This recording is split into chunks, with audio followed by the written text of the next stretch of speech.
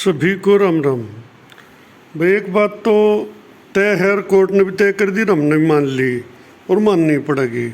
भाई जो नियम कानून है, जो पीटीआई भर्ती पर नियम कानून थे वो आर्ट एंड क्राफ्ट पर भी लागू हुए हैं। अब तक सारे हुए भी हैं, आगे भी होंगे। और एक सच्चाइया भी है कि 2017 में आर्ट एंड क्राफ्ट का केस बंद कर दिया था। डबल बेंच में ये बोल दिया था अभी जो सुप्रीम कोर्ट पर डिसीजन आओगा पीटीआई पे, वो सेम इस पे एप्लीकेबल हो जाएगा। और सबको पता था भाई जो अगर डिसीजन वहाँ से अपोजिट आ गया तो इसमें तो अपोजिट आना ही आना, क्योंकि ये बात पहले से ही कोर्ट के मन में भी थी, हमारे में भी थी।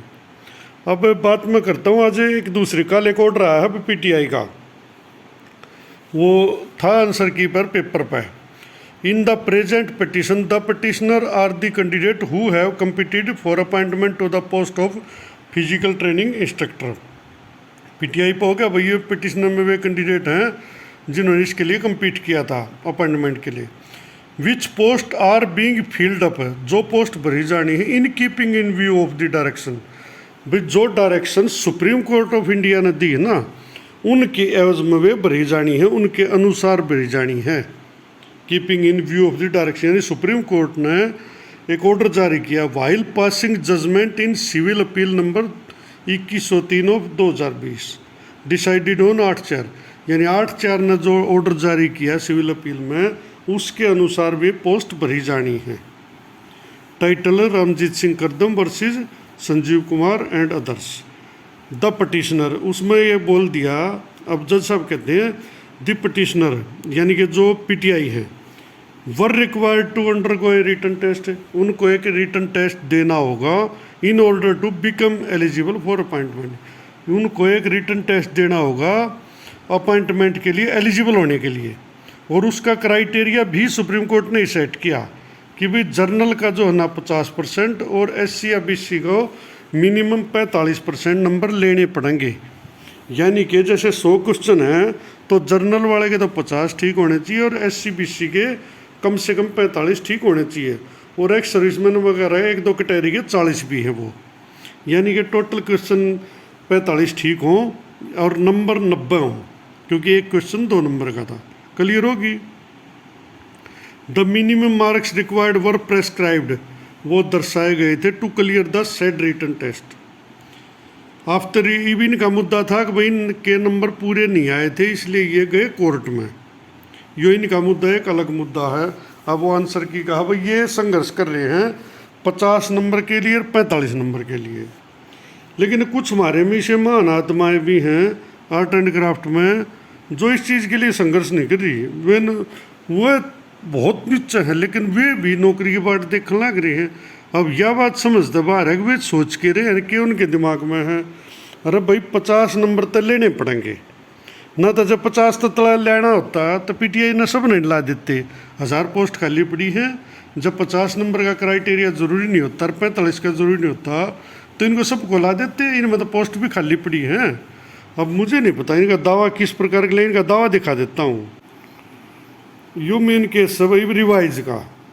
देखो 24,339 जो मनोज कुमार के नाम से है, इन कैंडिडेट की 50 से 60 कैंडिडेट हो, 70 भी होंगे। ये मिनिमम क्वालिफाइंग मार्क्स इनके हैं, यानी 50 नंबर हैं, 45 हैं। यो केस तो कुछ हद तक जेन्युइनिटी पे है। मैं मानता हूँ अगर रिव्यू डिसमिस होती है, बाई चांस नहीं काम चलता है, एक सोचने वाली बात है कि दही ने भी नेगेटिव ले जाओ, क्योंकि एक पॉजिटिव गैंग भी तो सक्रिय है। लेकिन तथ्यात्मक आदमी रहना चाहिए, सच कबूल करना चाहिए। अगर बाई चांस रिव्यू डिसमिस होती है, नहीं उसमें काम चलता, तो देखो ये इन कैंडिडेट का दावा तो जेन्युइन है। उसके बाद मैं खुद भी कहता हूँ रिजल्ट रिवाइज होना चाहिए और इनको ज्वाइनिंग दे देनी चाहिए, क्योंकि ये कम से कम एलिजिबल हैं भाई। ये तो मेरिट के कारण पिछड़ गए, वरना तो एलिजिबल है, मानने जाएंगे ये।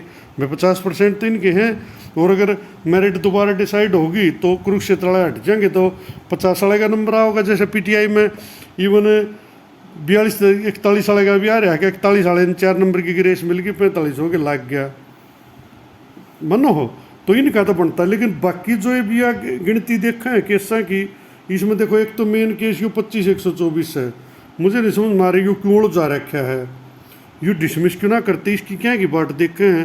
ये संजय कुमार ये वे हैं भाई जिनका 50% नंबर नहीं है। रविंद्र मलिक मरे ये भी केस में खड़े हैं, और इस केस में दिक्कत एक तारीख भी मिलने लग रही है, ऑर्डर भी होने लग रहे हैं। अब भाई हमारी समझ तो बाहर है कि कोर्ट इनने क्यों स्वीकार कर रहा है, क्यों ये अब तक खड़े हैं, तब तक बाहर हो जाने चाहिए थे। इनमें पीछे भी लागते होंगे इनके।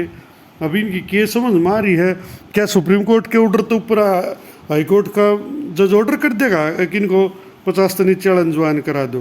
क्या ऐसा संभव आपको लगता है? विचार बताना। मुझे तो नहीं लगता। जब सुप्रीम कोर्ट में ऑलरेडी पीटीआई में फिक्स हो लिया क्राइटेरिया, तो वह टेस्ट तो क्लियर करना पड़ेगा। 50 और 45 नंबर तो लेने पड़ेंगे। इनका दावा तो बनता नहीं है किसी भी तरह से। इसमें एक और भी केस से कही है कि जैसे 35-26 है, ये भी टोटल अपने आदरणीय है प्रदीप कुमार जी, इनका भी है। अब 32 नंबर वाले नंबर इसमें मनु नहीं बात आती, कोर्ट क्यों क्वारंटाइन कर रही है, इन एंटरटेन कर रही है, इन बाहर क्यों ना भगाती, यह समझ तो बाहर है।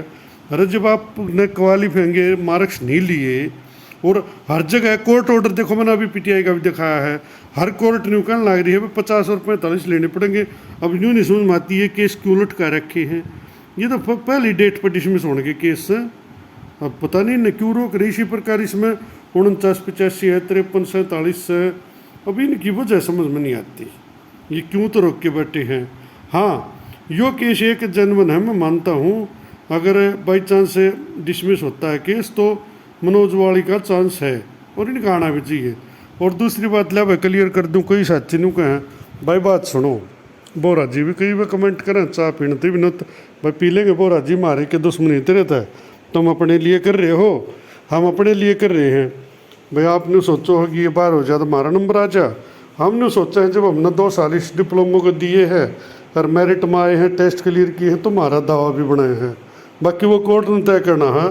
पर एक बात बता दूँ, जब बाई चांस रिव्यू डिसमिस होती है तो हम तो स्वागत करेंगे भाई, सारे ITI के ला दो हमने, फिर इन बता मतलब क्या रह जाएगा। इन 816 से किसी भी कुरुक्षेत्र के कैंडिडेट का मतलब नहीं रह जाता फिर।